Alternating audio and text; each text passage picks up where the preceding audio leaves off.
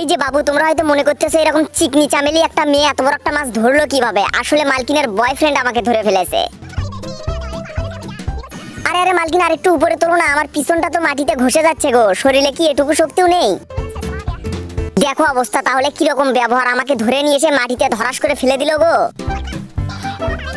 এই যে মালকিন শোনো, আমার গায়ে না চুলকানি হয়নি, যেভাবে ঘষে ঘষে চুলকে দিচ্ছ, শালা রাক্ষস মেয়ে একটা।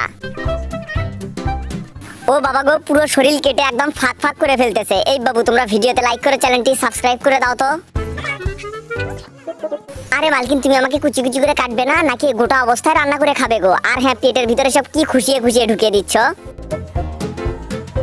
আইও মা, কত বড় রাক্ষস মেয়ে দেখো, তাহলে আমাকে রান্না না করে আমার উপরে সবজি দিয়ে দিচ্ছে। মালকিন, তুমি কি আমায় কাঁচাই খেয়ে ফেলবে নাকি?